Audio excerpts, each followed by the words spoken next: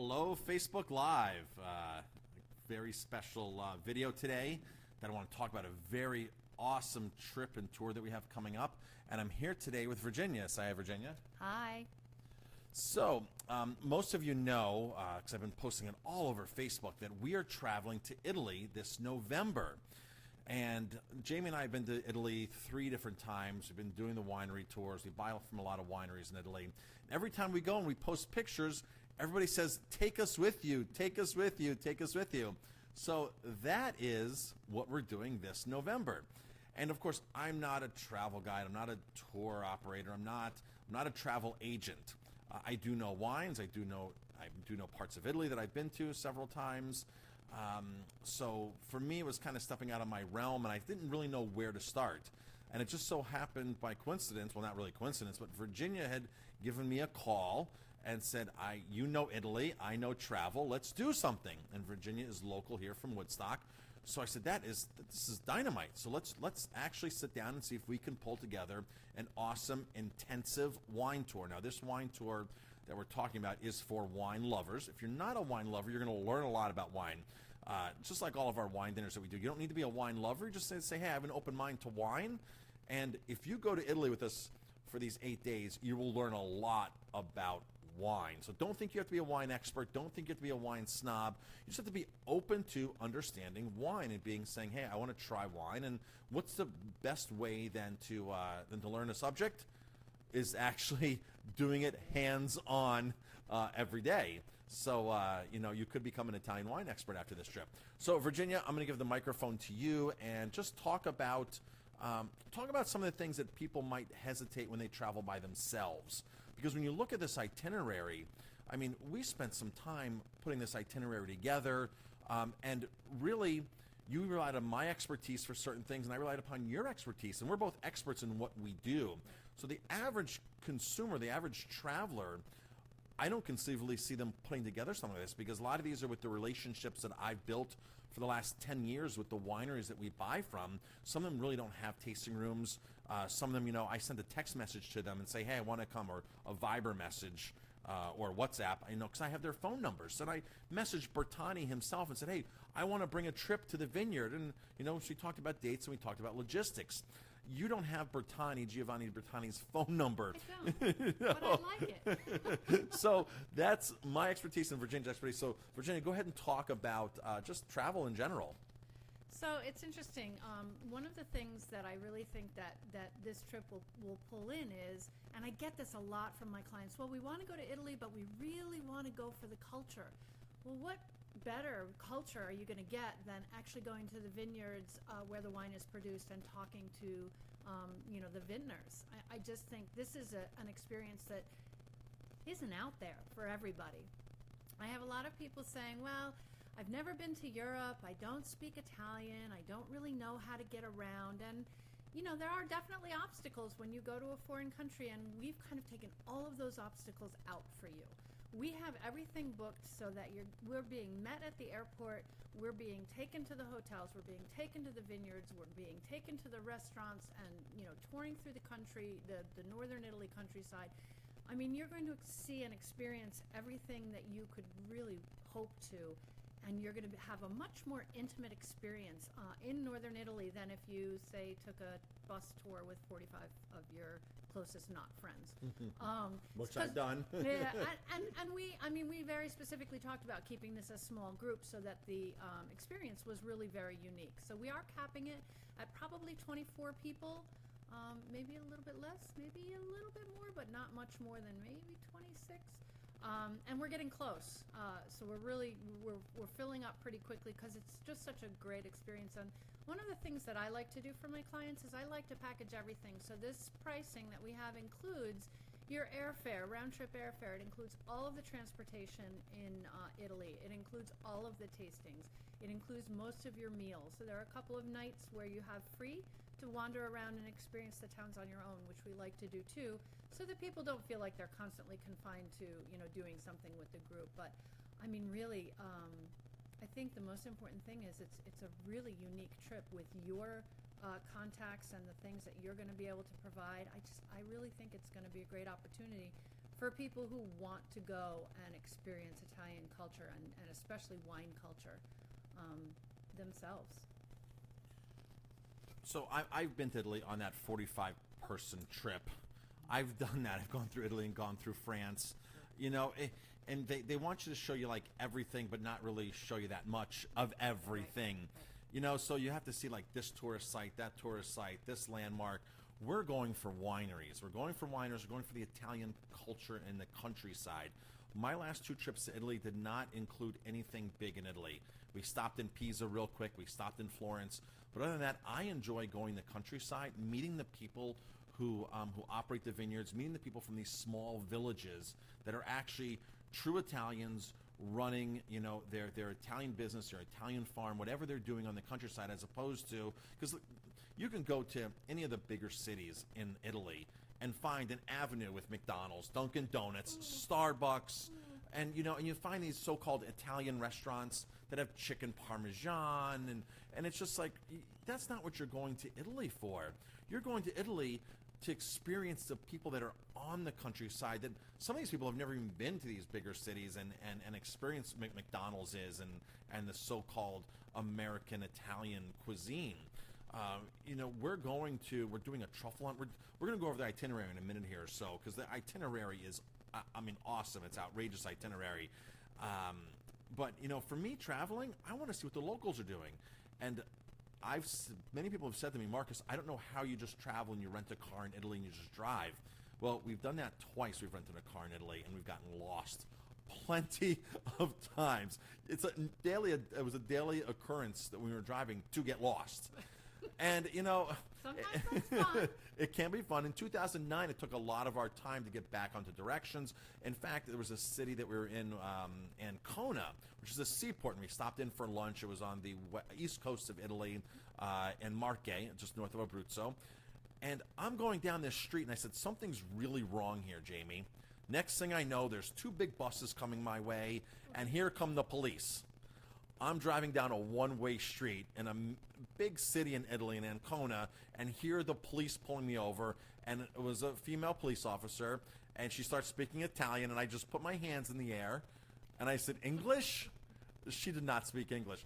I lucked out, and she actually escorted us to the Strada. She knew we were a tourist and could figure that out, obviously, and escorted us without any problems. But sometimes there's problems to be found when you're in doing things like this. I mean, we had an accident. We actually hit a horse in the car. Yeah, this was not a good situation. It was in a state park. Nobody knew English. I'm talking to a police officer. He shows up with a yellow pad of paper, writes a report, smoking a cigarette. I'm being told by one of the other locals that if you don't prove that it's a horse, insurance will never cover it because you're in state land, and state land, deer, and boar are not covered. And this police officer doesn't believe that who would hit a horse to begin with. I'm like, we hit a horse, so we had to do investigative work, find the horse, find the owner, get people to admit it. And by the whole investigation was done, I go, where's my police report? They go, there's no police report. He had everything on a yellow piece of paper. I got to tell you, for 3-4 months after our trip, I'm like, am I getting a notice? Am I getting a ticket? Am I going to get deported back and go to, I mean, what is going on here? So we've taken all these problems out of your hands. We're your tour guides. We're your experts. We're the ones that are going to show you a fantastic time. Now, Virginia, have you ever done a wine tour like this? Is this something new? This is new for us. I actually have been in travel for 10 years, and I've been doing group travel and group trips for that amount of time, but I've never done a wine tour specifically. So this is a brand new product for us and something I'm really excited about. Is this something sort of like almost exclusive? Not many companies are doing this, are they? You know, the way that we did it, by customizing all of the vineyards that you know and that you wanted to, this is totally new. I mean, that's the fun thing about doing something like this is the people who go on this have bragging rights, because basically nobody else is ever going to have gone on this itinerary because we set it up just for you. The neat thing is I didn't go on Google and find the vineyards. Right. Most tour operators that will do a wine country trip, I think, will go right on Google and say, okay, this place has the biggest tasting room. Yeah. So if you go to Tuscany, if you go to Brunello Land, Montalcino, you go to Banffy because Banffy's the big powerhouse there. I don't go to Banffy when I go there. I've been there twice. Why would I go to Banffy? Everybody goes to Banffy. I want to go when to the family vineyard where they're just getting off a siesta and they're opening a fresh bottle of wine for me, and that's what we do. So this is not a trip that you can actually Google and and anybody could Google and say I'm going to do this combination, which is really cool. So let's talk about the airline, because we have direct flights. Last time I flew to Italy, we had to go to Turkey, to Istanbul. 1,000 miles past Rome. It was the 2015 November, and of course that was the same time that airplane was shot down. We're landing in Istanbul like we don't really know. Security is at its maximum point over in that part of the world, and that was a major stress for us. I would have much had a direct flight. So talk about our flights, and let's talk about what happens when we get there, and let's just give them a teaser on some of the vineyards and the truffle hunt. It's just going to be amazing. We're using Delta. They fly direct out of JFK, so we'll have no problems with having to go anywhere else but Milan, which is nice. And then once we hit the ground in Milan, we'll head south and we'll go towards Alba. And we'll spend a couple of days in that area. We'll have a truffle hunt. We'll have a welcome dinner. We'll have, I think, 2 wine tastings in that area. And then we head east and go towards the Lake District a little bit, Lake Garda, and head, into some of that area. Now, we're actually going from one wine region to another on day 3 or day 4, right? So yes. So the neat thing about Italy is every state produces fantastic wine. Unlike France, you have 5 distinctive regions in France. In Italy, every single state is known for their high quality, different characteristic wine. So we're literally going to be going from heavy powerhouse reds to really full-bodied reds to lighter whites like Soave, which is the Trebbiano grape. And we're going to see a lot of wines in between, from Barolo to Amarones to Soaves. We're going to go up to Lake Garda, which has another distinctive wine region. So it's all in one band across from like Milan to Venice. We're not going to head into Venice, but we're going to be maybe a half an hour away from Venice at one point. So that whole band has 3, 4, 5 different wine regions that we're going to actually experience within a matter of days. Right. And the Lake Garda region is just beautiful, and we'll be in Verona, which has some real history. I don't think that you really can find a nicer. And can you talk about, you've been to Italy in November. We do Italy in November because the harvest is now done, and the wine places have the availability to have people come in and start sampling, right? So that is exactly right. Harvest starts in the middle of September and it goes into the middle of October. We're going the beginning of November, right. So we're just going to be past harvest time. Now, some of the wineries we go to, like in Valpolicella, they're going to have the grapes up in the attics drying still, because they dry a certain portion of the grapes before they make Amarones and Ripass Valpolicellas. So we're going to be able to see fresh grapes that are drying and experience that aspect. And you mentioned Verona. Verona's a great city. I love Verona. Now, a lot of people say when they go to Italy, what do they want to see? They want to go to Rome and they want to see the Colosseum, right? Well, we're staying right near the Colosseum in Verona, and the Colosseum in Verona is actually older than the Roman one. So don't feel bad we're skipping Rome on this. No. You're still seeing a Colosseum with actually more history, older history. So don't worry about Rome. Don't let that throw you off. And Lake Garda. Lake Garda is the largest lake in Italy. It's amazing. And we're going to be staying up on the mountaintop looking down. We're going to be in a village called Pratello. Pratello is the name of the village, and the vineyard, it's a medieval village that we're going to be staying in that actual inn at Pratello. They have an inn there. They have a restaurant, a farm. They have 35 horses, and they make fantastic, fantastic wine. So we'll be there with them. And then just down on the tip of Lake Garda is this little village called Sermoni. And Sermoni is on a peninsula, the southernmost part of Lake Garda. It's on a peninsula that walks down. I think we're going to be there at night. Mm-hmm. I think that's in the itinerary. And that's a beautiful medieval village that was like sort of on its own island there, and we had a fantastic time there. The restaurants that are in these small villages are just mind-blowing and amazing. And in Verona, we're going to a restaurant called Bottega Vina. And this restaurant has 3,500 wines. It has Wine Spectator's Grand Award. It is probably the most well-known wine restaurant in all of Italy. We're going to go there. We're going to get a cellar tour. I've been there to eat before. a good friend of mine actually knows the general manager there at Bottega Vina. And she's like, Marcus, last time I was there, we got a whole champagne tasting. We had risotto made with amarone. We had the red carpet rolled out for us at 10:30 at night when we got into Verona. So she says, Marcus, you're going to definitely let me know when you're going because my best friend is the manager there. And she lives like 4 blocks from the restaurant. Wow. So she's going to meet us there. And she might even meet us on other parts of our trip because she knows that part very intimately of Italy. And she represents some wineries. And so she might actually meet us at one of the wineries like Pra or one of the wineries that we're going to be going to because she knows them as well. So that's really going to be an awesome. So we talked about Barolo. Barolo is a beautiful wine region. We're doing the truffle hunt there. Truffles are those tuber-like fungus that grow in the ground in the winter in Italy that are prized.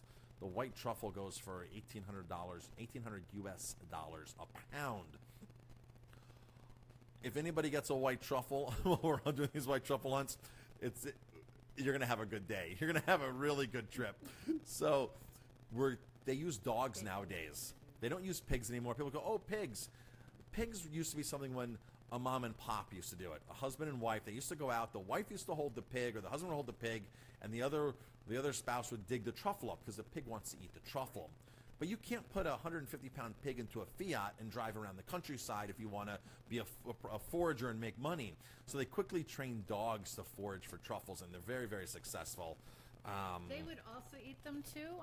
So most of the dogs are a little hefty because they give them treats so that they don't eat the truffles. Yes, that's how you train them with treats. As soon as they find it, you give them a treat. That's We're gonna learn all about this. We're gonna be with truffle dogs. Some of these truffle dogs sell for $150,000 because they're sniffing their weight and that easily in one season.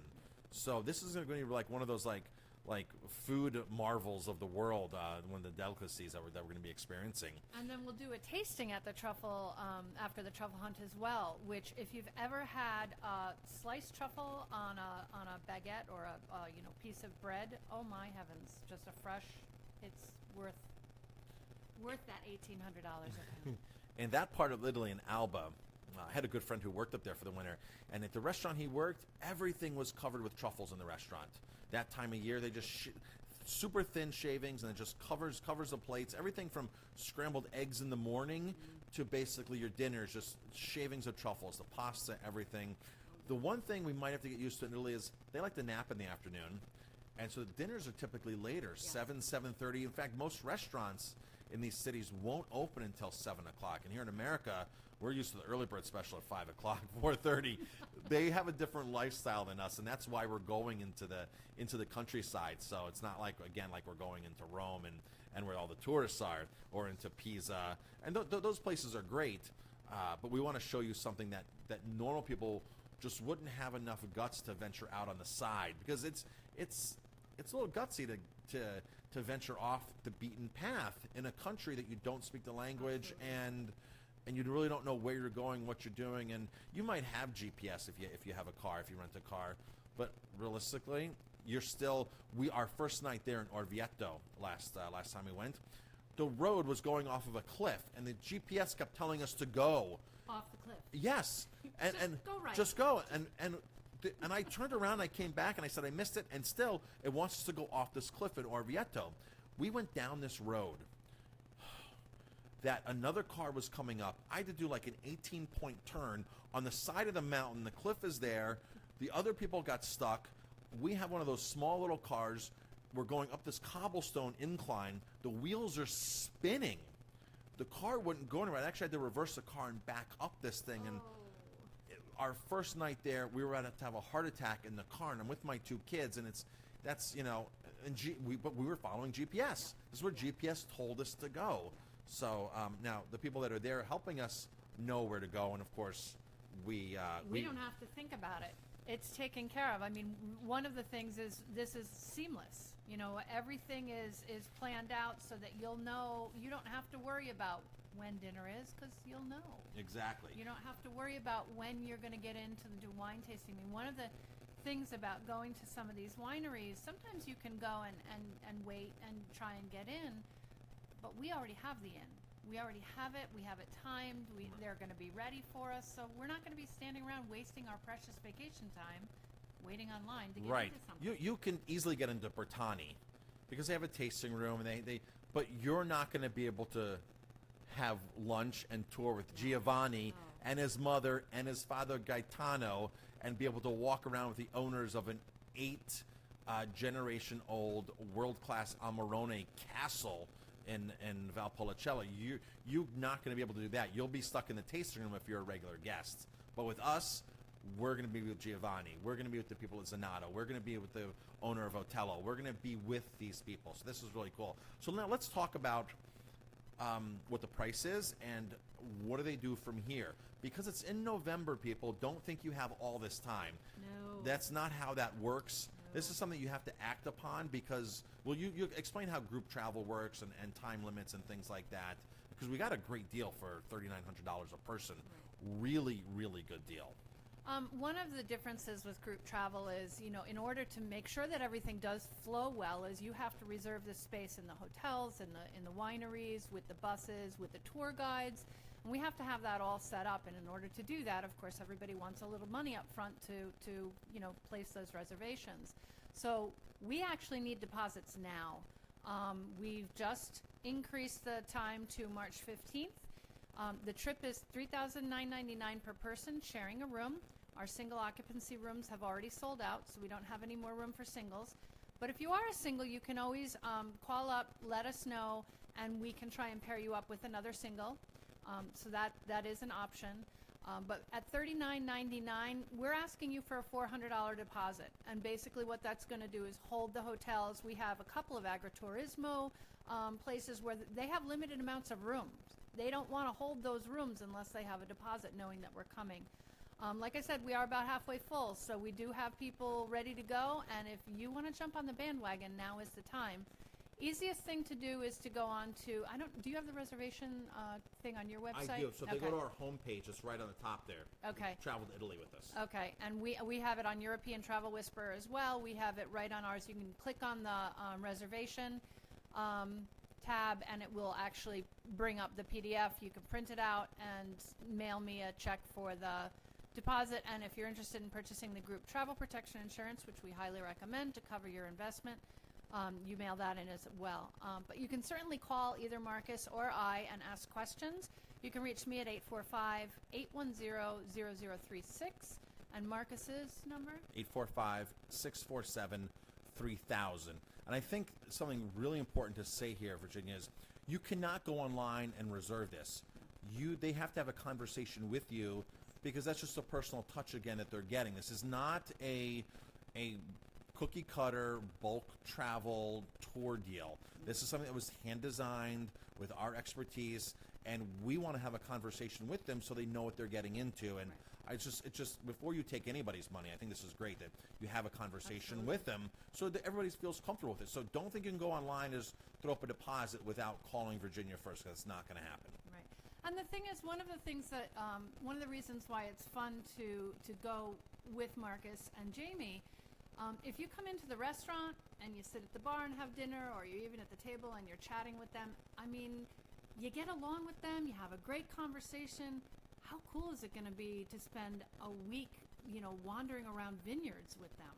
That's really the draw here is, getting Marcus and Jamie and their take on the wine. Why do they use those wines? Why do they go to those wineries? What is it that's special about them? And that you're not going to get that information from anywhere else. You're really getting something very special. So I'm going. So if you have any questions, go on to our website, aromatimebistro.com. It's in our emails. It's on our Facebook page, Aromatime Bistro fan page. I put up a new video there today, a matter of fact, with all kinds of pictures from our last trip there, which is exactly where we're going again. So all that's there, the beautiful pictures of Sermone and Lake Garda and the vineyards and the Bertani family, me standing next to the mom who's 86 years old, and the father wasn't there because he was out working in the vineyard. So yeah, it's we're gonna, it's a culture shock to go into these into these places. It's or not a shock, but it's like a going back in time. You know, people talk about nepotism and not hiring family members. You go to these Italian vineyards, and they only want family members helping them with their business.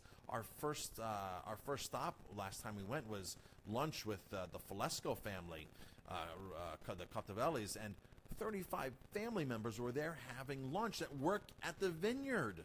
So you're really going to experience the Italian culture and lifestyle and countryside unlike no other. It's going to be amazing. You know, whether this trip happens or not, because if it doesn't happen, I'm still going. Me too. I'm no, we're already to the point we're where at that it's point. happening. But I'm just saying, if something happened, I'm still going to go because that's how much I love it. Yeah. And I've been there before, and I can't wait to go back. And after this trip, I'll go again in the following year. And one of the things that I'm doing is Jamie and I are staying later. And I think a couple other guests are staying later too, and talk about them being able to modify their plans, because we're going to actually go into Slovenia and maybe into Croatia and visit some of the vineyards that we do business with over there as well. So if somebody wants to upgrade the first class, or if somebody wants to go earlier or later, explain how they can do that. Basically, call me. I mean, everything.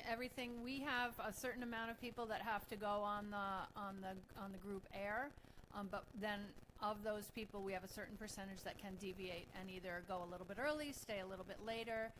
So definitely, just give me a call and we'll talk through what we can and what we can't do. All right. Hope that you guys can join us in Italy, 2017, November 4th through the 12th, leaving out of JFK, going into Milan. Call us ASAP, 647-3000. Virginia, what's your number again? 845-810-0036. It's the European Travel Whisperer. And if you go to our website, europeantravelwhisperer.com, you'll find all the information there as well. All right, great. Thanks for watching, everybody. Bye, guys.